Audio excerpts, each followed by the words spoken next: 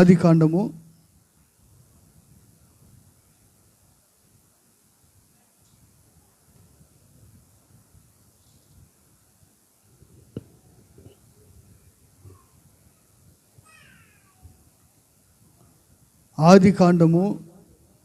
17వ అధ్యాయము. ఆదికాండము 17వ అధ్యాయము మొదటి వాక్యాన్ని చదువుతున్న అందరూ మనసు పెట్టండి. అబ్రహాము 99 ఏండ్ల వాడైనప్పుడు యెహోవా అతనికి ప్రత్యక్షమై, నేను సర్వశక్తిగల దేవుడును, నా సన్నిధిలో నడుచుచు నిందారహితుడివై యుండుము. నా సన్నిధిలో నడుచుచు నిందారహితుడివై యుండుము. నా ప్రియ సహోదరి సహోదరులారా, ఈ పూట దేవుని వాక్యాన్ని మనం పరిశీలించినట్లయితే నా దేవుని వాక్యం స్పష్టం చేస్తుంది,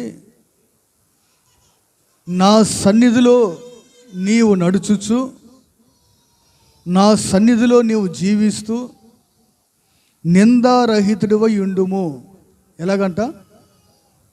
ఎలాగా నిందారహితుడివై యుండుము. నా ప్రియమైన సహోదరి సహోదరులారా, ఈ లోకములో క్రీస్తు కొరకు బ్రతకవలసిన మనము, క్రీస్తును రక్షకుడిగా అంగీకరించిన మనము, యేసే నిజదేవుడు, ఆయనే సర్వశక్తిగల దేవుడు, సమస్త మానవాళి కొరకు తన ప్రాణమును సైతము అర్పించి తన ప్రాణానికంటే మిన్నగా నన్ను నా కుటుంబాన్ని ప్రేమించాడనే ఉద్దేశముతో ఈ లోకాన్ని, లోకములో ఉన్న ఆశలన్నిటిని కూడా మనం విడిచిపెట్టి రక్షకుడు విమోచకుడైన యేసుక్రీస్తు ప్రభువారిని మనం వెంబడిస్తూ ఉన్నాం. అయితే ఈ సర్వశక్తిగల దేవుని కలిగి ఉన్న మనము ఈ లోకములో నిందారహితులుగా ఉండాలని దేవుని వాక్యం తెలియజేస్తుంది. నా ప్రియమైన సహోదరి సహోదరులారా, మన విరోధికి మనం అవకాశం ఇవ్వకుండా, మన విరోధులు మనల్ని నిందించకుండా, లేక మనతో ఉన్నవారు కానీ, మన కుటుంబస్తులైనా, మన ఇరుగు పొరుగు వారైనా, మన ప్రాంతంలో ఉన్న ప్రజలైనా సరే, మనల్ని వారు నిందించడానికి మనం అవకాశం ఇవ్వకుండా నిందారహితముగా బ్రతకాలని దేవుని యొక్క ఉద్దేశం అయింది. అందుకే ప్రభు అబ్రహాముతో అంటున్నాడు, అబ్రహాము, నా సన్నిధిలో నీవు నడుచుచు నిందారహితుడివై యుండుము. ఎలాగంట? నిందారహితుడివై అంటే నిందించడానికి అవకాశం లేకుండా. నా ప్రియమైన సహోదరి సహోదరులారా,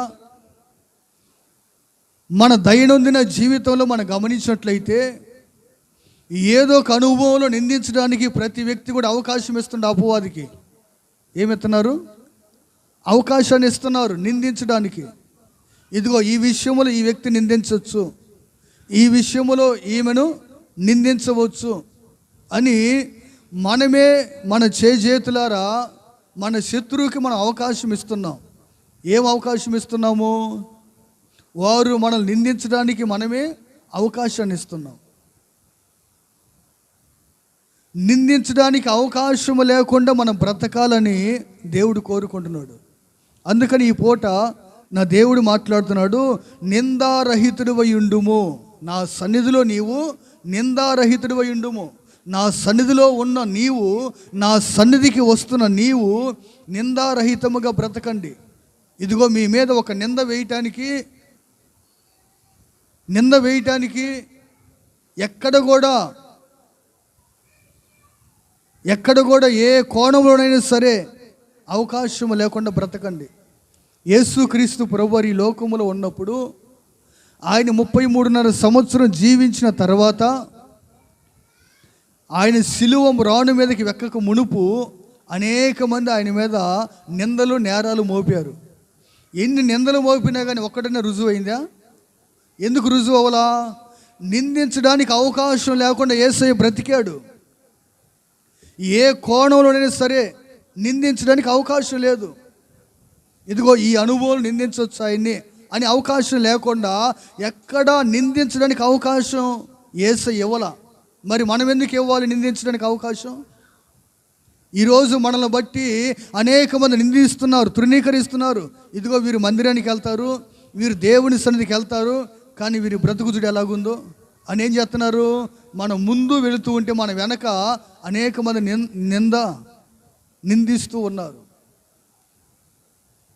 ఈరోజు నా ప్రియమైన సహోదరి సహోదరులారా, నా దేవుని ఉన్నతమైన ఉపదేశం, నా దేవుని మాట ఈ పూట నీతో మాట్లాడుతుంది ఏంటంటే, నిందించడానికి ఎక్కడ అవకాశం అపవాదికి మీరు ఇవ్వద్దు. మీ మాటలోనైనా, మీ ప్రవర్తనలోనైనా, మీ క్రియల్లోనైనా, ప్రతి విషయంలో కూడా మీరు గమనించి ఎక్కడ కూడా నిందించడానికి అవకాశం లేకుండా జీవించే కృప దేవుడు దయచేయునుగాక. ఆమేన్, హల్లెలూయా. తిమోతికి రాసిన మొదటి పత్రిక 3వ అధ్యాయం 2వ వాక్యం కూడా చూడండి. తిమోతికి రాసిన మొదటి పత్రిక 3వ అధ్యాయము 2వ వాక్యం.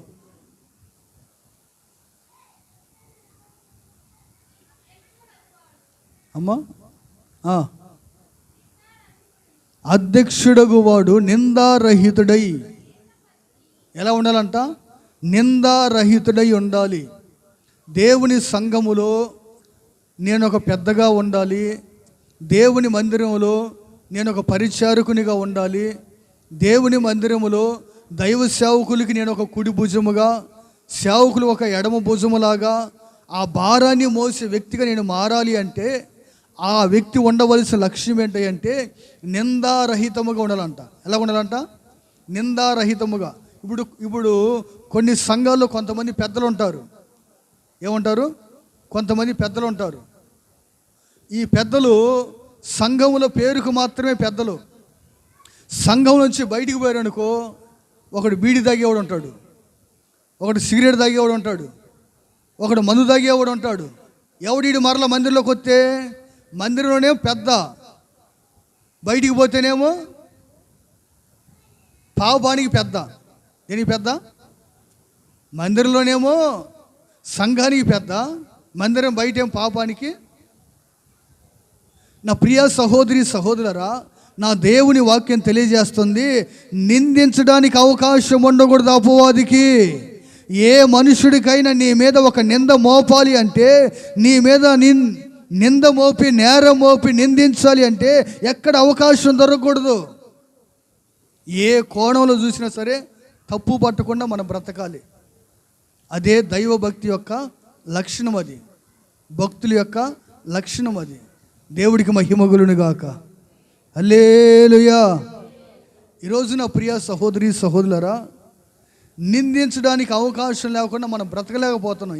ఏదో ఒక అనుభవంలో కూడా అనేక మంది మనల్ని నిందిస్తూ ఉన్నారు. అంటే మనల్ని నిందిస్తున్నారంటే ఈ నింద ఎవరి మీద పడుతుంది అని అర్థం? ఎవరి మీద పడుతుంది? దేవుడి మీద కూడా పడుతుందా పడట్లేదా? అమ్మా, పడుతుందా పడట్లేదా? నిన్ను నిందించేవారు నీతోనే పోవట్లేదు. నీ మీద నింద వేస్తున్నవారు నీతోనే పోవట్లా. వీళ్ళు దేవుని మందిరానికి వెళ్తారంట, దేవుని ఆరాధిస్తున్నారంట, యేసు ప్రభు దగ్గరికి వెళ్తున్నారు. ఇదేనా వాళ్ళు నేర్చుకునేది? మన ఈ మధ్య ఒక ఆమె అంటుంది, అయ్యా మందిరానికి వెళ్తారని వడ్డీకి ఇచ్చాను అయ్యి నేను అంటే, ఆ వడ్డీకి ఇచ్చినావా?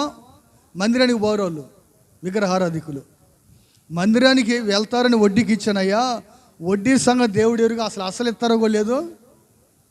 ఏంటంట? అసలు కూడా ఇస్తారో? ఎవరు? మళ్ళా వీళ్ళు మందిరానికి వెళ్ళేవాళ్ళు.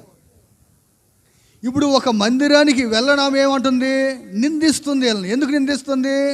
అవకాశం ఇచ్చారు. ఏం అవకాశం ఇచ్చారు? అప్పు తీసుకొచ్చారు, మరలా నీకు వడ్డీతో సహా ఇస్తామని అప్పు తీసుకున్నారు. ఇప్పుడు ఏం చేస్తున్నారు? వారికి మరలా వారు తీసుకున్న అప్పు చెల్లించడానికి ఇష్టపడట్లా. ఇప్పుడు ఏమైపోతుంది? నిందించడానికి అపవాదికి ఏమి ఇస్తున్నారు? అవకాశాన్ని ఇస్తున్నారు. మా అర్థమవుతుందా మీకు? ఎక్కుతుందా మనసుకి? దేవుని మహిమగొల్లు గాక. ఏం చదువుతున్న అంశం? నిందారహితముగా ఉండాలంటే, నిందించడానికి అవకాశం లేకుండా బ్రతకాలంటే మనం ఏం చేయాలి? ఏంటిది అంశం? నిందారహితముగా బ్రతకాలంటే, ఎలాగా? నిందారహితముగా ఎవరు నిందించడానికి మనకు అవకాశం దొరకకూడదు. దీంట్లో ఇదిగో ఈ అవకాశం ఉంది అంటానికి లేకుండా మనం బ్రతకాలి. దేవుడికి మహిమ కలుగును గాక. చెప్పండి, చదివితే అందరూ ఒకసారి గట్టిగా హల్లెలూయా. నా దేవునికి మహిమ కలుగును గాక. అందరం చప్పులు కొట్టి ప్రభుని కనపడతాం గట్టిగా. హల్లెలూయా. ఏంటంట? ఏం చదువుతున్న అంశం? నిందారహితముగా ఉండాలంటే, ఎక్కడ నిందించడానికి అవకాశం లేకుండా బ్రతకాలంటే, నా ప్రియ సహోదరి సహోదరులారా, దేవుని వాక్యాన్ని మనం పరిశీలించినట్లయితే నా దేవుడు తెలియజేస్తున్న మాట ఏంటంటే, ప్రతి వ్యక్తి కూడా నిందారహితంగా బ్రతకాలి దేవుడు ఆశపడుతుంది కనుక, మనం నిందారహితముగా ఈ లోకంలో బ్రతకాలంటే మొట్టమొదటిగా మనం ఏం చేయాలంటే, కీర్తనలు 19వ అధ్యాయము 13వ వాక్యం చూడండి. కీర్తన 19:13.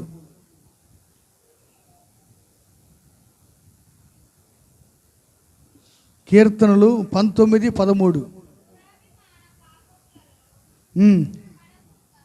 దురాభిమాన పాపములు పడకుండా నీ సేవకుని ఆపుము, వాటి నన్ను ఏలనీయకము, అప్పుడు నేను యథార్థవంతుడినై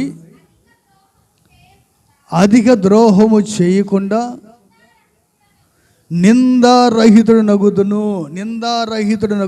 ఎప్పుడు అవుతాడు నిందారహితుడు? ఎప్పుడు మనం నిందారహితులంగా బ్రతకలం ఈ లోకములు అంటే, మొట్టమొదటిగా దురాభిమాన పాపములు పడకుండా ఉండాలి. ఏ పాపం అది?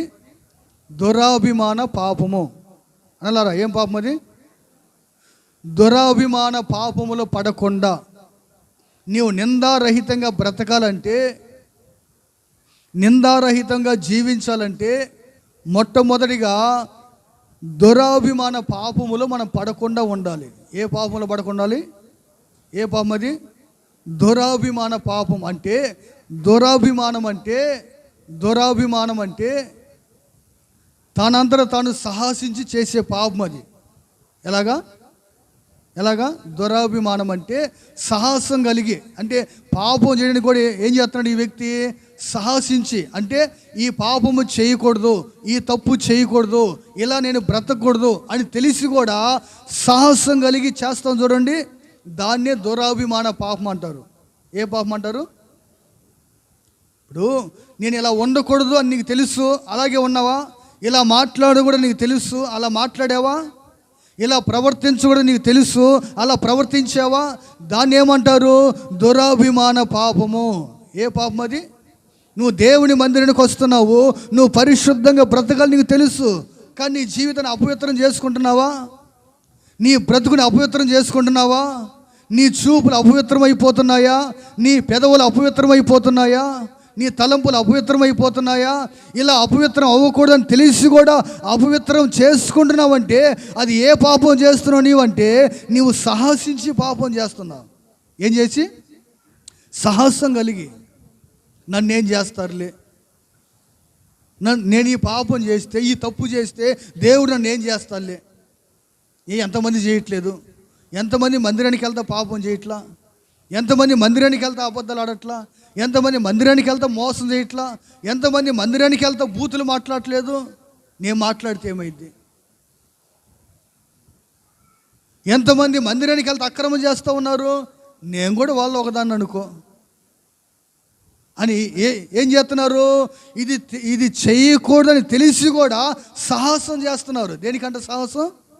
దేనికి సాహసం? తప్పు చేయడానికి సాహసం. ఈ సాహసం చేసేదాన్ని ఏమన్నాడు దేవుడు? దురాభిమాన పాపము. ఏ పాపం అది? దురాభిమాన పాపం. ఈరోజున ప్రియ సహోదరి సహోదరులారా, ఈ దురాభిమాన పాపం అనేక మంది హృదయాలు గూడు కట్టుకొని పోతుంది. ఏమైపోతుంది ఈ పాపం? అనేక మంది హృదయాలు ఏలుబడి చేస్తుంది. నా ప్రభు అంటాడు, ఈ దురాభిమాన పాపం నీ జీవితంలో ఉన్నట్లయితే నీ బ్రతుకు వ్యర్థమైపోయిందండి. గుర్తుపెట్టుకో, నువ్వు దేవుడి మందిరానికి వచ్చినా, నువ్వు బాప్తీసం తీసుకున్నా, నువ్వు బలారాధన తీసుకున్నా, నువ్వు చనిపోయిన తర్వాత దేవుని రాజ్యానికి వారసురాలు కాలేవు. ఎన్ని ఆదరణ కొడుకులు పెట్టినా, ఎంతమంది పాస్టర్లు వచ్చి సమాధి చేసినా ఉపయోగం ఏం లేదు. ఎందుకని? నీలో దురాభిమాన పాపం ఉండకూడదు. ఏ పాపం ఉండకూడదు? దురాభిమాన పాపం. అంటే దురాభిమాన పాపం అంటే నీవు సాహసం కలిగి పాపం చేయటం. ఇది చేయకూడదని తెలిసి కూడా చేయటమే సాహసం కలిగి చేయడం అంటారు. ఏం కలిగి? సాహసించి. అంటే నువ్వు పాపం చేయడానికి ధైర్యం తెచ్చుకుంటున్నావు, బూతులు మాట్లాడి ధైర్యం తెచ్చుకుంటున్నావు, అబద్ధం మాట్లాడి ధైర్యం తెచ్చుకుంటున్నావు, అక్రమంగా తిరగడానికి ధైర్యం తెచ్చుకుంటున్నావు. ఈ సమయం నేను ప్రార్థన చేసే సమయం ఇది. నేను అటు ఇటు తిరగకూడదు అని నీకు తెలుసు, కానీ నువ్వేం చేస్తున్నావు? సాహసించి చేస్తున్నావు. దేవుడు ఊరుకుంటాడా? దేవుని సన్నిధిలో ఉండవలసిన నీవు సాహసించి చేసే పాపాన్ని దేవుడు ఊరకే ఉంటాడా అలా పాపం చేస్తుంటే? నా ప్రభు అన్నాడు, నువ్వు తెలియక చేస్తే పాపాన్ని క్షమిస్తాడు, కానీ నువ్వు సాహసం కలిగి పాపం చేస్తే నీకు క్షమాపణ లేదు. నువ్వు సాహసించి పాపం చేయకూడదు. ఇది తప్పు అని తెలిసిన తర్వాత దాని జోలు నువ్వు వెళ్ళకూడదు. ఇప్పుడు నేనున్నానండి, ఒకప్పుడు క్రీస్తుని ఎరుగనప్పుడు మందు తాగాను, లేకపోతే సిగరెట్లు తాగాను, ఇలా రకరకాల పాప వేషాలని వేసాను. ఇప్పుడు దేవుని ఎరిగిన తర్వాత కూడా నేను అలా చేశాను అనుకో, ఇప్పుడు ఏమవుతుంది? నేను సాహసం కలిగి చేస్తున్నా పాపం. ఎలా? ధైర్యం తెచ్చుకున్నా దేనికి? పాపం చేయడానికి. ఈరోజు చాలామంది కూడా నేను తాగకూడదని తెలుసు, నేను మందు తాగకూడదని తెలుసు, కానీ ఏం చేస్తున్నారు అనలారా? ఏం చేస్తున్నారు? ధైర్యం. ఎందుకు ధైర్యం? నీవు తప్పు చేయడానికి ధైర్యం తెచ్చుకుంటున్నావు, నువ్వు పరిశుద్ధంగా బ్రతకడానికి ధైర్యం తెచ్చుకోవట్లా. నేను ఈ మందు తాగకూడదు, ఇది దేవుడి దృష్టికి ఇది పాపం అని నీకు తెలుసు, తెలిసి నువ్వేం చేస్తున్నావు? మరలా మందిరానికి వస్తున్నావు, మరలా వెళ్ళి మందు కొట్లు కూర్చుంటున్నావు.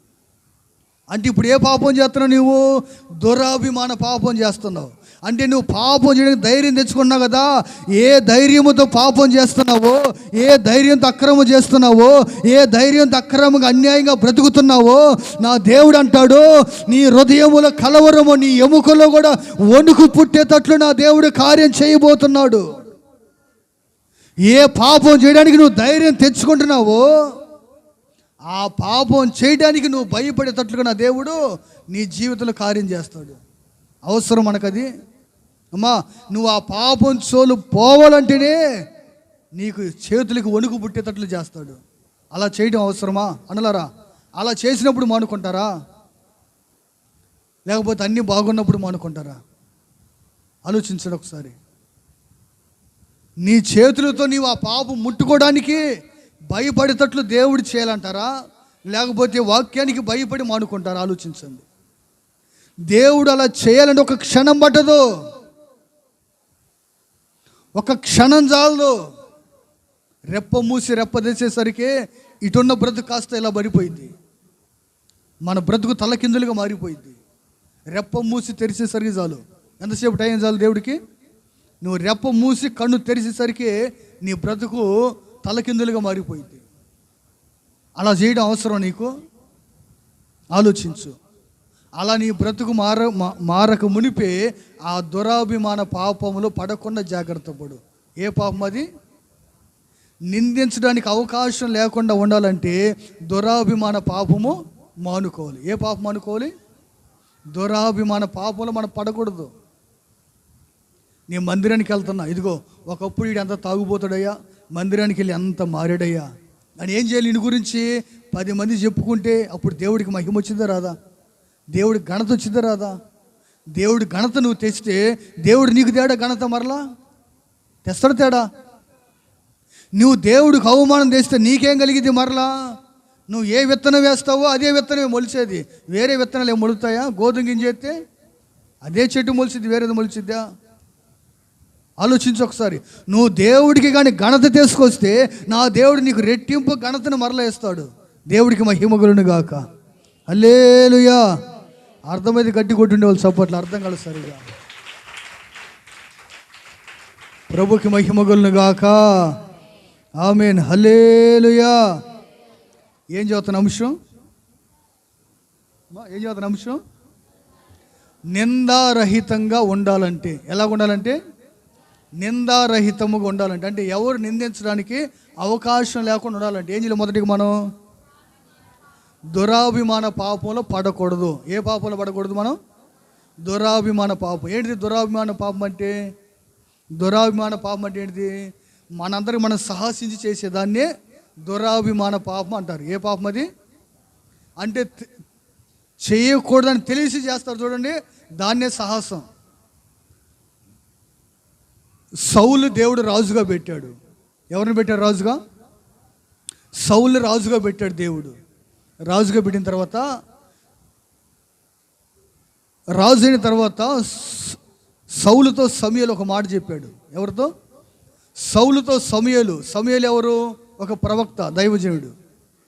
ఈయన అన్నాడు, ఒక 7 రోజుల తర్వాత నేను నీ దగ్గరకు వస్తాను, దేవుడికి బలి అర్పిస్తాను, నువ్వు యుద్ధానికి వెళ్ళొచ్చు అన్నాడు. ఎన్ని రోజులకు వస్తాడు? 7 రోజులు నువ్వు ఆగు, 7 రోజులకి నేను నీ దగ్గరకు వస్తాను, నేను వచ్చి బలిస్తాను, నువ్వు అప్పుడు యుద్ధానికి వెళ్ళొచ్చు అన్నాడు. ఈయనేం చేశాడు? సౌలు చదవండి ఏం చేశాడు? మొదటి సమూయేలు గ్రంథము 13వ అధ్యాయము 12వ వాక్యం చూడండి. సమూయేలు మొదటి గ్రంథము 13:12.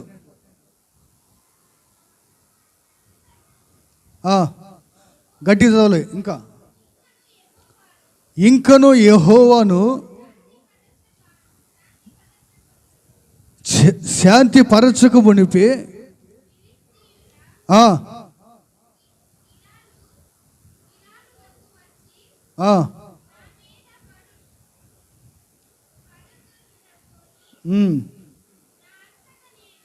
నా అంతట నేను సాహసించి, ఏంటిది? నా అంతట నేనే సాహసించి, నేనే ధైర్యం చేసి ఏం చేశాడు? నా అంతట నేను సాహసించి దహన బలి అర్పించి తిని, అందుకు సమూయేలు ఇట్లా, నేను నీ దేవుడిని యెహోవా నీకిచ్చిన ఆజ్ఞను గైకొనక నీవు అవివేక పని చేసితివి. ఏమన్నాడు దైవజనుడు? సౌలు దగ్గరికి వచ్చి, సౌలా 7 రోజులకు వస్తా అని చెప్పాగా, 7 రోజులు ఆగా, కానీ 7 సెకండ్లు ఆగలేకపోయా. ఎన్ని సెకండ్లు ఆగలేకపోయా? 7 రోజులు ఆగాడు. 7 సెకండ్లో దైవజనుడి దగ్గరకు వస్తాడు. దగ్గరకు వచ్చాడు. ఇప్పుడు ఇక్కడ మందిరం కదా, ఇక్కడ సౌలు ఉన్నాడు. సరిగ్గా ఆ బడి అంత దూరంలో సేవకుడు ఉన్నాడు, వస్తున్నాడు, దగ్గరకు వస్తున్నాడు, కందు గురించి వస్తున్నాడు దగ్గరికి. ఇక్కడ సౌలు ఉన్నాడు. ఇప్పుడు బలి అర్పించాలి. ఈ బలి అర్పించే పని ఎవరిది? దైవజనుడు చేసే పనిది. ఇప్పుడు సౌలు ఎవరు? రాజు అయినంత మాత్రం బలి ఇవ్వడానికి అధికారము లేదు, దైవజనుడే చేయాలి ఆ పని. ఇప్పుడు సౌలు ఏం చేశాడు? దైవజనుడు వచ్చిందాక ఆగలేక తనందరం తానే సాహసించి, అంటే ఈ పని నేను చేయకూడదు, ఇది దైవజనుడు చేసే పని నేను చేయకూడదు అని తెలిసి కూడా ఏం చేశాడు? సౌలు సాహసించి ఆ బలి తీసుకొచ్చి, ఏమండి, ఆ బలి పోస్తుని తీసుకొచ్చి బలి అర్పించాడు. ఆయన బలి అర్పించాడు, ఇలా తిరిగాడు. ఎవరు వచ్చారు అక్కడికి? దైవజనుడు వచ్చాడు. ఎవరు వచ్చారు? ఈయన బలి అర్పించాడు, అలా తిరిగాడు. సమూయేలు రానే వచ్చాడు. సౌలా ఏం చేశావు? అయ్యా, నా అంతకు నేనే సాహసించి ఈ పని చేశానయ్యా. అప్పుడు ఏమన్నాడు సమూయేలు? ఎంత అవివేకమైన పని చేశావు. 7 రోజులు ఆగిన వాడివి 7 సెకండ్లు ఆగలేవా? అక్కడ ఆలోచించండి, మనసు పెట్టండి. కొంతమంది దైవజనులు పిలుస్తారా, ఏదన్నా అన్న ప్రార్థన చేద్దురా అని, ఈ వచ్చేలోపు కొద్దిగా ఆలస్యమైంది అనుకో, తతంగా కాస్త వీళ్ళు ముగిచ్చేస్తారు. ఏం చేస్తారు? మన ఈ మధ్య ఎవరో గుమ్మం పెట్టాలి రమ్మన్నారు. అన్న ప్రార్థన చేద్దురా అన్న 9:30కి అన్నారు. ఎన్నిన్నరకి ఎంత 9:30కి అన్నా సరిగ్గా ఆ టైంకి రావాలన్నా అన్నారు. వీళ్ళు సరిగ్గా అంటే నేను మాత్రం కొద్దిగా అటు ఇటుకు వస్తా. సరే అని ఎక్కడ ముహూర్తాలు తెచ్చుకున్నారు మొత్తానికి 9:30కి అని నేను ఒక పావు గంట ఆలస్యంగా వెళ్ళాలని వెళ్ళా. నేను పోయేసరికి హోమం పెట్టేశారు, అయిపోయింది. ఏం పెట్టేశారు అంటే ఏం చేశారు, వాళ్ళే సాహసించారు. ఆయన వచ్చిందాక ముహూర్తం పోతుందిగా, ఏం పోతుంది, ముహూర్తం ముఖ్యమా సేవకుడు ముఖ్యం అంటే ముహూర్తమే ముఖ్యం మనకి. ఏం ముఖ్యం మనకి, చూసుకున్న టైం ఏం పాస్టర్ గారు ఇంకా రాలేదే, ముందే వచ్చాడు వెనక ఇంకా రాలేదే అనుకొని మొత్తాన్ని సాహసించి వాళ్ళు చేశారు. గమనించండి, చేయండి, తప్పే లేదు, మంచిదే అక్క, ఇబ్బంది లేదు. కాకపోతే ఆ పూట పని అయిపోయింది, మరుసటి రోజు కదా వచ్చే బాధ వచ్చేది. ఆ పూట పని అయిపోయిందండి, తతంగం అయిపోయింది, వచ్చే కష్టం బాధ తర్వాత కదా. దైవజనుడు చేయాలి, విశ్వాసం చేయవలసిన పని అది పద్ధతి, క్రమం, దేవుడు పెట్టిన క్రమం అది. మీరు చేసే పని నేను చేసే పని మీరు చేసినా అది క్రమం కాదు. ఈరోజు సంఘంలో విశ్వాసులు చేయవలసిన పని కూడా సేవకుడు చేయాల్సి వస్తుంది. అందుకే అనేక కుటుంబాలు దీవించబడలేకపోతున్నాయి, అనేకమైన కుటుంబాలు ఆశీర్వించబడలేకపోతున్నాయి. మమ్మల్ని దీవించండి ప్రభువా అని అంగలార్చే వాళ్ళు ఎంతమంది ఉన్నారు సంఘంలో విశ్వాసులు. ఎందుకు దీవించలేకపోతున్నాడు దేవుడు అంటే, దైవజనుడు నీవు చేయవలసిన పని దైవజనుడు చేస్తున్నాడు కనుక. మరి నీ బాధ్యత ఏంటి సంఘంలో, నువ్వేం చేయాలి ఒక విశ్వాసిగా, నీ కర్తవ్యం ఏంటి గమనించారా? విశ్వాసు చేయవలసిన దైవజనుడు చేసినా, దైవజనుడు చేయవలసింది విశ్వాసు చేసినా నష్టం ఎవరికి కలిగిద్ది? ఎవరికి నష్టం? ఇప్పుడు ముళ్ళు పోయి ఆకు మీద పడ్డా, ఆకు వచ్చి ముళ్ళు మీద పడ్డ నష్టం ఎవరికి? ముళ్ళుకే ఆకుకే అమ్మా. విశ్వాస జీవితం కూడా అదే. దైవజనుడు చేయవలసింది విశ్వాసం చేయకూడదు, విశ్వాసం చేయవలసింది కూడా ఎవరు చేయకూడదు? దైవజనుడు చేయకూడదు. ఇప్పుడు సాపులేలు మందిరంలో ఎవరు చేయాలి ఈ పని? దైవజనుడు చేయాలా లేకపోతే విశ్వాసం చేయాలా? తమ్ములారు చెప్పండి, ఎవరు చేయాలి? ఇప్పుడు దైవజనుడు చేశాడు, ఇప్పుడు నీకు అది ఎలా ఉంటుంది చెప్పండి అనలారా అమ్మా. మందిరం ఓడవాలి, సేవకుడు ఓడవాలా విశ్వాసులు ఓడవాలా? ఎవరు చేయలే పని? మరి ఎవరు చేస్తున్నారా? మీరందరూ శనివారం చాలామంది ఖాళీగా ఉండరు అక్కోళ్ళు. ప్రతి శనివారం మందిరం కడుగుతున్నాం. ఏ ఒక్కన్నా ఒక వారం అని వచ్చాను కడగడానికి? ఆలోచన చేయలే. దగ్గర ఉన్న ఆలోచించండి. ఆదిందరి కాని విశ్వాసులు భక్తులు శనివారం ఇంటికాడ ఖాళీగా ఉంటారు. ఒకరో ఇద్దరు మాట్లాడుకొని ఒక గంట ప్రార్థన చేసుకొని శనివారం పగలు పోత మందిరం కడిగి వెళ్ళిపోవచ్చు మధ్యాహ్నం ఇంటికి. ఎందుకని అలా చేయలేకపోతున్నారు? ఖాళీగా కాలక్షేపం చేస్తావు. సరే పనికి వెళ్ళినప్పుడు తీసే పక్కన పెట్టు. ఇంటి దగ్గర ఉన్నప్పుడు నీకు ఎందుకు ఆలోచించలేకపోతావు? ఎందుకు ఆలోచన రావట్లా? ఎందుకు ఆలోచన కలగట్లా మనకి? ఇది నేను చేసే పని కదా, మందిరం అంటే ఇది నాదిగా, మన అందరిది కదా మందిరం, నా దేవుడు నివసించే ఆలయం కదా ఇది. మరి ఈ ఆలయంలో నేను వెళ్ళి శుభ్రం చేయవలసిన బాధ్యత నాదే కదా. నేను చేయవలసిన పని సేవకుడు చేసేది ఏంది అనే ఆశ ఉండాలా లేదా మనిషికి? దేవునికి మహిమ కలుగుగాక. హల్లెలూయా. మనం దోపుకుంటూ ప్రార్థనకి వెళ్తే ఆడ ప్రార్థన పెడతాం కదా మనం. ఆ ప్రార్థన పెట్టే దగ్గర ఆ పక్కింటి అబ్బాయి ఉన్నాడు. వాడికి సరిగ్గా 7 సంవత్సరాల వయసు ఉండదు. ఎన్ని సంవత్సరాలు ఉండదు వాడికి? 7-8 సంవత్సరాల వయసు ఉండదు వాడికి. నేను పట్టబట్టుకొని చేస్తుంటే నేను బ్రదరు వాడు అంటాడు, అన్నా నువ్వు చేస్తున్నావు అన్న, నేను చేస్తాను అంటున్నాడు. వాడు 7 సంవత్సరాలు వాడికి. ఎంత? 7 సంవత్సరాల అబ్బాయి అంటాడు, పెద్దలకు లేదు ఆ జ్ఞానం. వాడు మరలా వాళ్ళ అమ్మ నాన్న మందిరానికి రారు, వాళ్ళు రారు. నేను అడిగి పోయినప్పుడే వస్తాడు వాడు. అసలు వాడు మాటలు చూస్తే నాకు ఆశ్చర్యం అనిపిస్తుంది. విచిత్రంగా కూడా మాట్లాడుతున్నాడు. అన్న కుర్చీ తెమ్మంటావు కూర్చోడానికి అంటాడు, అన్న వాటర్ ఇవ్వమంటావు అంటాడు. అసలు వాడు మాటలు చూడండి. వాడు ఎప్పుడు మందిరానికి వచ్చేవాడు కాదు. మరలా వాళ్ళ అమ్మ నాన్న కూడా మందిరానికి రారు. వాళ్ళ అయ్య పొద్దున్న లెగితే తాగే పనిలో ఉంటాడు. తాగితే కానీ పొద్దున్నే కళ్ళు తిడుతుడు. మరి అలాంటి కుటుంబంలో పుట్టినవాడు 7 సంవత్సరాల వయసు, వాడికి ఏం తెలుసండి? వాడు మాట్లాడే మాట నాకు ఆశ్చర్యం అనిపిస్తుంది. అంటే వాడికి ఏమర్థమైంది? ఇదిగో ఈ పట్టేసే పని నేను చేయాలి. ఆయన పాస్టర్ గారు కదా, ఆయన చేసే పని కదా అది. అంటే వాడికి వచ్చిన స్పృహ ఎవరికి రావట్లేదు ఇప్పుడు? ఇప్పుడు కొంతమంది కూర్చున్నారు మనలు కుర్చీల్లో, అన్నీ నీట్గా పద్ధతిగా పెట్టి వెళ్ళిపోతారు. కొంతమంది వెళ్ళరు అట్ట. సరే ఫ్యాన్ల కింద కూర్చున్నారా, పోతా ఆపేసిపోతారా? వేయటం వరకు తెలిసింది వీళ్ళకి, ఆపేయడం తెలియదు. ఎంత వస్తుందో కరెంటు బిల్లు రాని వాడు దుంపదాకా వాడే పడతలే, మనకెందుకు? మనం వేసాము, కూర్చున్నాము, పోయామా? మరి వేసేటప్పుడు పోయేటప్పుడు కూడా ఏం చేయాలి? లేచి పోతా ఆపేసిపోవాలి లేదా? నేను అందరికీ ప్రార్థన చేసిందాక అవి తిరుగుతూనే ఉంటాయి. నేను ఉండే రే ముందు అవి ఆపంటారు అంటే అప్పుడు వీళ్ళు పోతారు. ఈ బెదర్లు కూడా మన వాళ్ళు ఏం చేస్తారు, ఎక్కడ అక్కడ తిరుగుతూ ఉంటారు, వీళ్ళు కాలక్షేపం చేస్తుంటారు. మరి ముందు అవి ఆపంటారు నాయన, వేసిన ఓర తిరుగుతున్నాయి, జనమంతా పోయినా కానీ తిరుగుతూనే ఉంటాయి. అంటే ఏమి లేదు, నీకు ఒక బాధ్యత లేదు. ప్రభు అంటాడు, ఇది నీకు తెలిసి కూడా నువ్వు చేయలేకపోతున్నావు అంటే ఏం పాపం చేస్తున్నావు? నువ్వు దురాభిమాన పాపం చేస్తున్నావు. ఏ పాపం అది? నీకు తెలుసు, ఒక విశ్వాసిగా నేను చేయవలసిన బాధ్యత ఇది. మందిరంలో ఈ పరిచయం నేను చేయాలి, ఇది నా బాధ్యత, నీకు తెలుసు, కానీ నువ్వు చేయట్లా. అలా చేయకపోతున్నావు అంటే ఏం చేస్తున్నావు? నువ్వు దురాభిమాన పాపం చేస్తున్నావు. అలాంటి పాపం నా దేవుడు, అలాంటి పాపంలో పడకుండా నా దేవుడు మనందరినీ కాపాడును గాక. ఆమేన్, హల్లెలూయా. రెండో మాట కీర్తనలో 19:13 చూడండి. మొదటిగా దురాభిమాన పాపంలో పడకుండా ఉండాలి. రెండవది అంటాడు, ఏ పాపము నన్ను ఏలనివ్వకుండా ఏం చేయాలంట? నీవు నిందారహితంగా బ్రతకాలంటే ఏ పాపము కూడా నేనేమకూడదంట?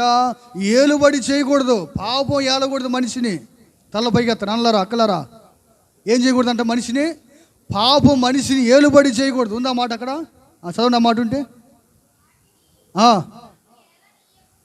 వాటి నన్ను ఏలనీయకం. ఏటిని ఏలనీయకూడదు అంటే రోమపత్రిక 6:12 చూడండి. రోమపత్రిక 6:12, రోమపత్రిక 6:12 త్వరగా.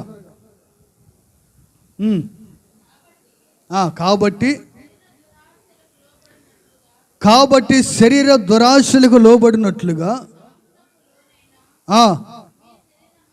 మీ శరీరమందు పాపమును ఏలనీయకుడి. ఏ పాపాన్ని మీ శరీరం ముందు ఏలకూడదు. మీ శరీరాన్ని దేవుడు ఏలుబడి చేయాలి, కానీ పాపం మీ శరీరాన్ని ఏలుబడి చేయకూడదు. ఈనాడు అనేక మంది శరీరాన్ని ఏం చేస్తుంది? పాపమే ఏలుబడి చేస్తుంది. ఏలుబడి అంటే పెత్తనం చేస్తుంది. ఏం పెత్తనం చేస్తుంది? ఈ శరీరం మీద పాపం పెత్తనం చేస్తుంది.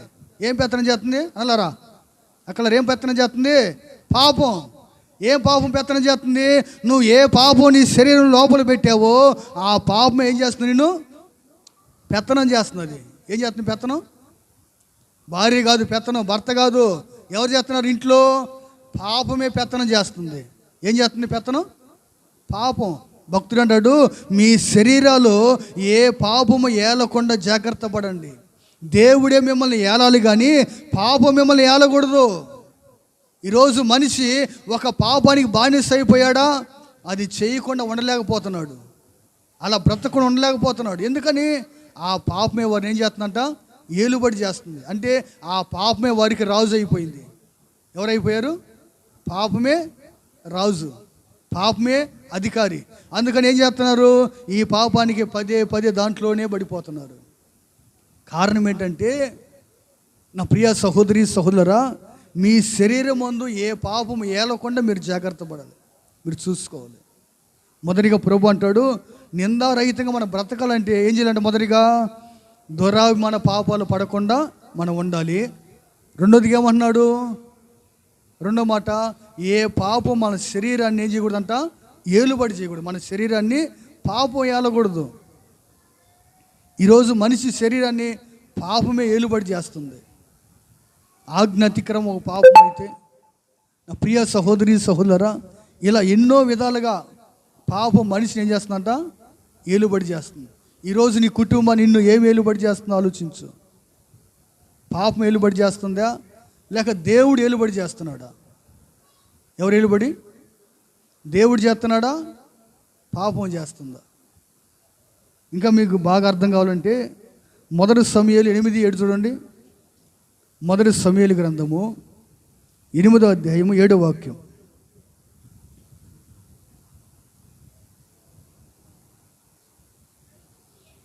అందుకు యెహోవా సమూయేలునకు సెలవిచ్చినది ఏమనగా, జనులు మీతో చెప్పిన మాటలన్నీ విని వాటి ప్రకారము జరిగింపుము. వారు నిన్ను విసర్జించలేదు కానీ తమ్మును ఏలకుండా నన్నే విసర్జించారు. ఎవరిని విసర్జిస్తున్నారు ప్రజలు? సాక్షాత్తు దేవుణ్ణే విసర్జిస్తున్నారంట. ఏమని? అయ్యా నీవు మమ్మల్ని ఏలొద్దులయ్యా. ఎవరు ఏలకూడదు మనల్ని? దేవుడు మనల్ని ఏలుబడి చేయవలసినది పోయి దేవుడు ఏలకుండా ఏం చేస్తున్నారు మనుషులు? దేవుణ్ణి విసర్జిస్తున్నారు. ఎవరిని ఆస్వాదిస్తున్నారు? పాపాన్ని ఆస్వాదిస్తున్నారు. అయ్యా నీవే మా మీద ఏలుబడి చెయ్యి, నీవే మా మీద పెత్తనం చెయ్యి అని ఎవరిని అంటున్నారు? చెట్లన్నీ పోయి మొల చెట్లు అడిగినట్లుగా చెట్లన్నీ కలిసి ఒకరోజు పంచాయతీ పెట్టుకున్నాయంట. ఏమని? అందరికీ రాజు ఉన్నారు కానీ మనకు మాత్రం రాజు లేడు, మనలో రాజు ఎవరుగా ఉండాలని ఈ చెట్లన్నీ పోయంట మొల చెట్టు దగ్గర పోయాంట. ఏ చెట్టు కాడికి పోయాంట? మొల చెట్టు దగ్గర పోయి ఏమని అంట, రాజుగా ఉంటావంటే అసలు నన్ను రాజుగా పెట్టుకుంటే నాకు ఎంత ఆనందంగా ఉంది. ఏమంటుంది మొల చెట్టు? అసలు నాకు ఎంత ఆనందంగా ఉంది. ద్రాక్ష చెట్టు దగ్గరికి, ఒలివ చెట్టు దగ్గరికి వెళ్ళి మా మీద రాజుగా ఉండమంటే అవి అన్నాయి, మేము రాజుగా ఉండడానికి ఇష్టపడం.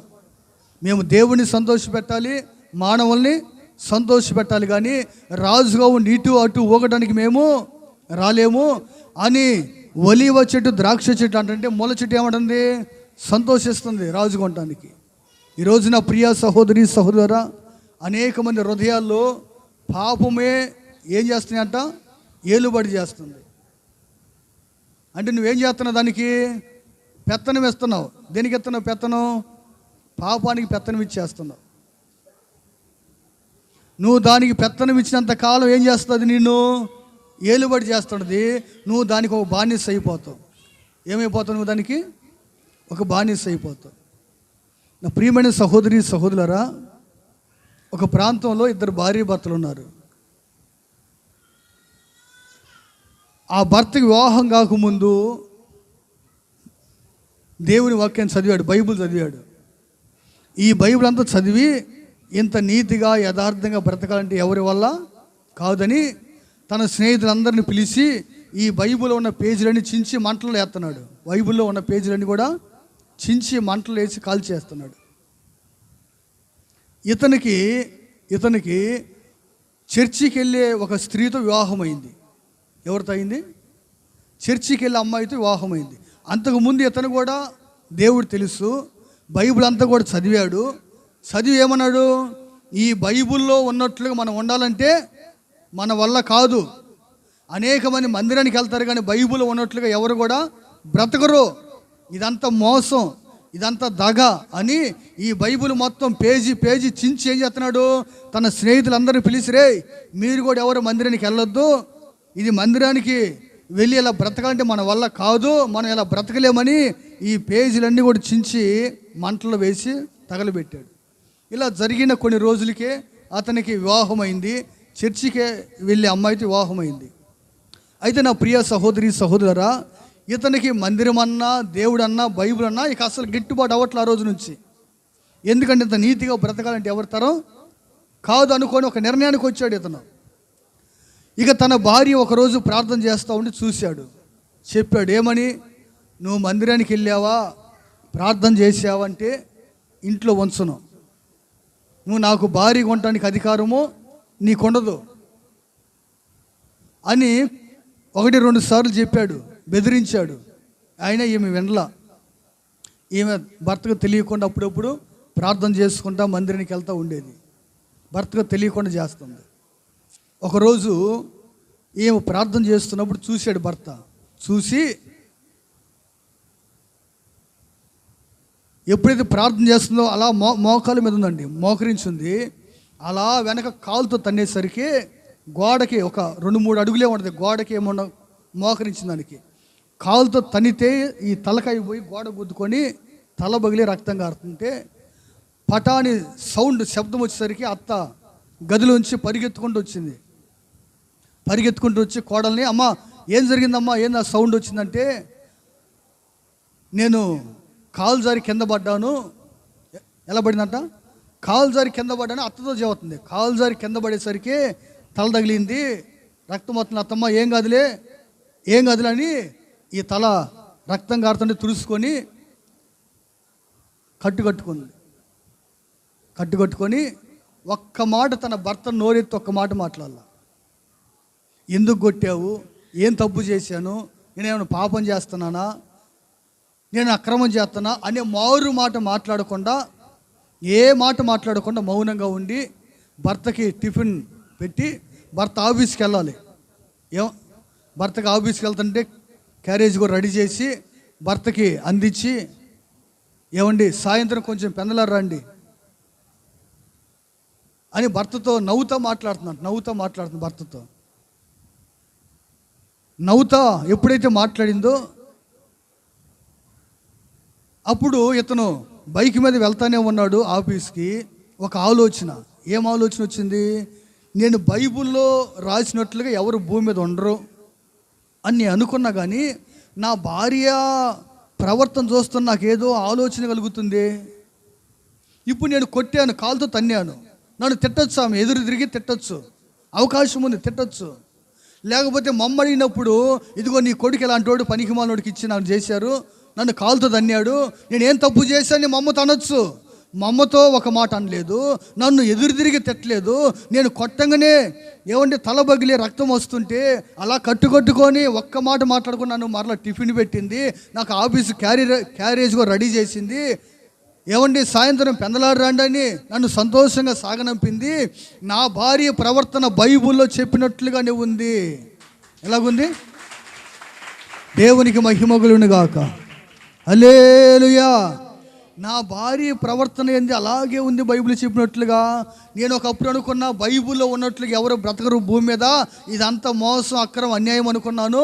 కానీ నా భార్య ప్రవర్తన మాత్రం లేదని నా ప్రియ సహోదరి సహోదరా, ఒక్క మాట బైబిల్ గురించి చెప్పకుండా, ఒక్క మాట సువార్త చెప్పకుండా, ఒక్క మాట యేసయ్య మాట చెప్పకుండా తన భర్తని తన ప్రవర్తన ద్వారాగా తన భర్తను మార్చుకుంది. ఈరోజు ఆయన దేవుని సేవ చేస్తూ ఇంచుమించుగా నా ప్రియ సహోదరి సహోదరులరా 1000 మంది సంఘానికి సేవకుడు అయ్యాడు. కొట్టుగడి చప్పట్లో నా దేవునికి మహిమ కలుగును గాక. ఆమేన్. భక్త సింగ్ గారి శిష్యుడు ఆయన. భక్త సింగ్ గారి శిష్యుడు ఈరోజు 1000 మంది సంఘానికి ఏమయ్యాడు? ఆయన సేవకుడు అయ్యాడు. ఎవరు? ఈ బైబిల్ చెప్పినట్లుగా ఎవరు బ్రతకరో, ఈ బైబిల్ అంతా తప్పని బైబిల్ ఉన్న పేజీ చించి మంటల్లో వేసిన వాడు ఇదే బైబిల్ పట్టుకొని ప్రపంచమంతా చెబుతున్నాడు ఈరోజు. నా భార్య ప్రవర్తన నన్ను మార్చింది. ఈ బైబిల్లో ఏ మాట బట్టి ఎవరు బతకలేరు అనుకున్నా, కానీ నా భార్య చూపించింది. ఏం చేసిందంట? ఈరోజు నా ప్రియ సహోదరి సహోదరా, నా భర్త మారట్లేదే అనుకుంటే నక్కలారా, మీ ప్రవర్తన ఎలాగుందో ఆలోచించండి. మిమ్మల్ని పాపం ఏలుబడి చేస్తుందా, లేకపోతే దేవుడు ఏలుబడి చేస్తే ఎలాగుంటాయి కుటుంబాలు? అదే పాపం ఏలుబడి చేస్తే ఒక్క దెబ్బ కొట్టాడనుకో, ఇక నీకు మామూలుగా రగలదు, అగ్నిగుండం బద్దలైపోయింది అక్కడ ఇంట్లో. ఏం బద్దలైతే? అగ్ని పర్వతం బగిలినట్టే కాదు. నొంపదాకా తెలుగులో ప్రారంభం చేస్తారు. అయ్యి దేంట్లో తెలుగులో ప్రారంభం చేస్తే అటు తమిళం పోయి, ఇటు కన్నడ పోయి, ఇటు మలయాళం పోయి, బయటకు వచ్చేసరికి మరలా తెలుగులోకి వచ్చేసరికి వీడు మైండ్ మొత్తం కూడా ఇదైపోయింది. వీడు అనుకుంటాడు, దీన్ని అనాసరం కొట్టి దీన్ని కొట్టే బదులు కుక్కను కొట్టినా బాగుండేది, ఎందుకు దీన్ని కొట్టే నేను కర్మజాలి, దీన్ని కొట్టి నేను ఎంత బుద్ధిహీన పని చేశాను, ఇక దీని నోరు ఎన్ని రోజులు కాగిద్దో ఏం కాదో నాయన ప్రభువా అని వాడు ప్రార్థన చేస్తాడు. మరలా ఏమని? అయ్యా నేను బుద్ధిమాలను కొట్టానయ్యా, ఇక మరలా కొట్టండి ప్రభువా, దీని నోరు ఎప్పుడు కంట్రోల్ అయిద్దో ఏం కాదు నాయన అనుకుంటారు లేదా? అట్ట అయిపోతుంది కుటుంబాలండి. అందుకని ఈరోజు చాలామంది భర్తల జీవితాల్లో, భార్య జీవితంలో మార్పు లేదు. ఎందుకని తెలిసిన? పాపం మిమ్మల్ని ఏలుబడి చేస్తుంది. పాపం ఏలకూడదు మనిషిని, దేవుడు ఏలుబడి చేయడు. దేవుడికి మహిమ కలుగును గాక. ఆమేన్. హల్లెలూయా. దేవుడే నిన్ను ఏలాడనుకో, దేవుడు నిన్ను ఏలుబడి చేశాడనుకో, నీ మీదకి ఎన్ని వచ్చినా సరే అలా సాగిపోతానే ఉంటాం. ఏమైపోతుంటావు? ఏం చూడవు ఇట్లని. వాడు కొట్టాడా, వీడు తిట్టాడా, వీడు దూషించాడా, వాడు ఏమన్నాడా, ఏమన్నావు నీకు ఈ పట్టం ఇవన్నీ కూడా నీకు ఒకటే గురి, నీ గురి దేవుడే. అలాగున్న కుటుంబాలు, ఎన్నో కుటుంబాలు మార్పు వచ్చాయి. ఈరోజు మీ కుటుంబాలు మార్పు చూడాలనుకుంటున్నారా? నిందారహితంగా బ్రతకాలన్నా, ఒక మంచి కోడలుగా, ఒక మంచి అత్తగా, ఒక మంచి అల్లుడిగా, ఒక మంచి కొడుకుగా, ఒక మంచి భర్తగా, భార్యగా బ్రతకాలనుకున్నారా? అయితే ఏ పాపం మిమ్మల్ని ఏలుబడి చేయకుండా ఉండునుగాక. హల్లెలూయా.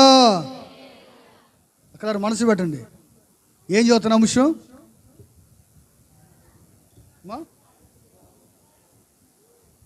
ఏంటిది? నిదానంగా ఉండాలంటున్నా. నిదానంగా ఎందుకు? నిదానంగా అని చెప్పలేదు నేను. ఏం చెప్పాను? ఎట్టా? నిందారహితంగా ఉండాలంటే, నిందారహితంగా అంటే దానికి అర్థమైంది, ఎవరు నిందించకుండా బ్రతకాలంటే, ఎవరు నిందించకుండా బ్రతకాలంటే ఏం చేయాలి? మొదటిగా మనం దురాభిమాన పాపంలో మనము పడకూడదు. ఏంటి దురాభిమాన పాపం అంటే? చేయకూడదని తెలిసి చేసావా, అదే దురాభిమాన పాపం. అది విగ్రహాల దగ్గరికి వెళ్ళకూడదని తెలుసు, వెళ్ళావా, దురాభిమాన పాపం. అది వాటి జోలు నువ్వు వెళ్ళకూడదు, వాటి పేరే నీ పెదవుల్లో ఎత్తకూడదు, అంతే. ఆ దురాభిమాన పాపం మనలో పడకుండా మనం జాగ్రత్త పడాలి. రెండోదిగా ఏమన్నాడు? ఏ పాపము నిన్ను ఏలకూడదు. ఏం చేయకూడదు అక్క? సాయంత్రం 6-7 అయ్యేసరికి ఏలుబడి చేస్తాయి కొన్ని. ఏంటి అయ్యి? 7 అయిందనుకో, ఇక రా అనిది అది. ఇక నువ్వు అంటావు, నేను రాను, మా పాస్టర్ గారు ఇలా ఏదో చెప్పాడు నాకు ప్రార్థన, నేను రాని ఇలా. నువ్వు రావా? నువ్వు ఎట్ట రావు, నేను చూస్తానే. నీదే పెత్తనం, నాదే పెత్తనం? ఎవరిది? నీ మీద నాది పెత్తనం. ఎవరిది? సీరియల్దే పెత్తనం, సినిమాలదే? ఏది పెత్తనం? మనమా పెత్తనం చేస్తుంది? దేవుడా? కొంతమంది సీరియల్ పెత్తనాలు చేస్తుంటే వాళ్ళ మీద. 7 అయితే రా అంటే అయ్యి, నేను రాను అంటావు నువ్వు. ఎట్టరావు, నేను చూస్తాలే రేపు పొద్దున కానీ. అది 7 గంటలకు పోయినా 7:30 దానికైనా కలుసుకోవాల్సింది. దేనికి? 7కి పోయినా 7:30 అయినా వల్ల కాదు. ఎందుకని? పెత్తనం ఎవరిది? సైతాన్ని గాడి పెత్తనం చేస్తున్నాడు మన మీద. అందుకే నీ జీవితం అలాగే మగ్గిపోతుంది, నీ కుటుంబం అలాగే అయిపోతుంది. నువ్వెంత ప్రార్థన చేసినా దేవుడు ఆలకించట్లే. ఎందుకు ఆలకించట్లా? నీ మీద పెత్తనం దేవుడు చేయట్లా, పాపం పెత్తనం చేస్తుంది. అన్నా ఏం పెత్తనం చేస్తుంది? సాయంత్రం అయ్యేసరికి అది రా అనిద్ది. నేను రానంటావు. ఎట్టరావు, నేను చూస్తానిద్ది. ఆడికి వస్తేనే బ్రేక్ పడిద్ది, ఆడికి వస్తేనే ఆటో ఆగిపోయిద్ది. అనా ఏమైపోయిద్ది? ఆడ ఆగిపోయిద్ది. నేను రాను, నేను తీర్మానం చేసుకుని నేను ఇక దాగను, ఎట్ట దాగో నేను చూస్తాలే రానిద్ది. అది నేను మరలా ప్రభుత్వాన్ని మార్చా, ఇప్పుడు క్వార్టర్ రేటు కూడా తగ్గించా నీకోసమే దా అనిద్ది. అది ఏమనిద్ది? అది ప్రభుత్వం కూడా మార్చేసా నీకోసం, రా, రేటు కూడా తగ్గిపోయిందిగా. రేటు తగ్గినా ఓరకిచ్చినాక నేను దాగను. ఎన్ని రోజులు అంటే? పెత్తనం ఎవరు? నీ మీద మందు పెత్తనం చేస్తుంది, కానీ దేవుడి పెత్తనం ఎంత సిగ్గుచేడండి. ఒక వ్యక్తి మీద ఒక బాటిల్ పెత్తనం చేస్తుంది, ఒక వ్యక్తి మీద ఒక టీవీ పెత్తనం చేస్తుంది, ఒక వ్యక్తి మీద ఒక సినిమా పెత్తనం చేస్తుంది, ఒక వ్యక్తి మీద సీరియల్ పెత్తనం చేస్తుంది, ఒక వ్యక్తి మీద డబ్బు పెత్తనం చేస్తుంది. మరి దేవుడు ఎప్పుడు మీ మీద పెత్తనం చేయాలి?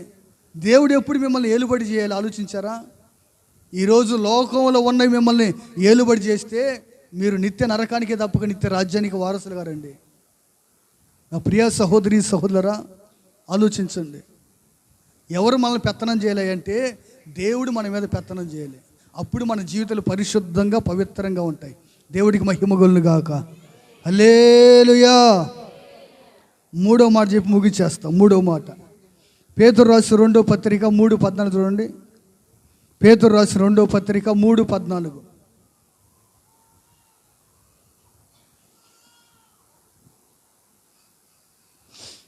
పేతురు రాసిన 2వ పత్రిక 3వ అధ్యాయం 14వ వాక్యం.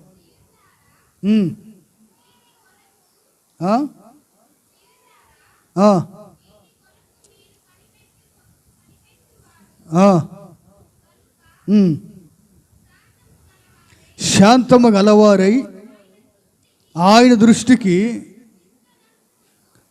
నిష్కలంకులను నిందారహితులుగా ఉండండి. దేవుడికి మహిమ కలుగును గాక.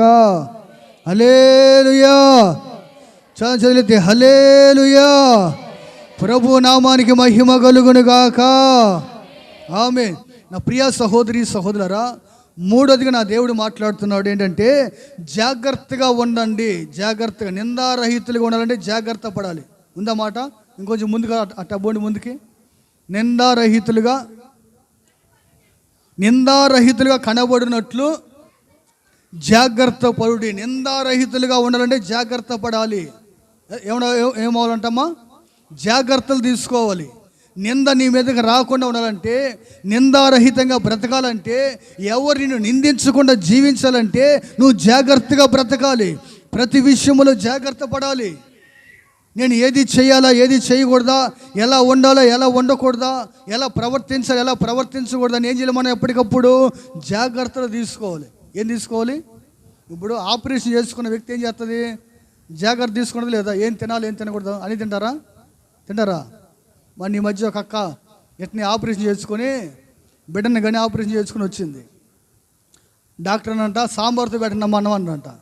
ఏంతో సాంబార్తో పెట్టమనేసరికి వీళ్ళు దుంపల దగ్గర వీళ్ళు ఏం చేశారు? వాటర్లో సాంబార్ తీసుకొచ్చి పెట్టారు. ఈ వాటర్లో సాంబార్లో వాడు శనగపప్పు కూడా వేస్తాడు. ఏ పప్పు? చిక్కదనం కోసం. శనగపప్పు తింటే ఏమవుతుంది? కుట్లకి ఏమవుతుంది? బలం వద్దా అమ్మా? ఏమవుతుంది? సీంపోతే లేదా? ఒక వారం రోజు సాంబార్ ఇడ్లీ పెట్టిండంట. ఎన్ని రోజులు? ఇక మొత్తానికి ఆ కుట్లు కాస్త కూడా బాగా ఉబ్బిపోయి తెత్తునయ్యి సీమ్ బట్టి బొరబొరలాడిపోతున్నాయి.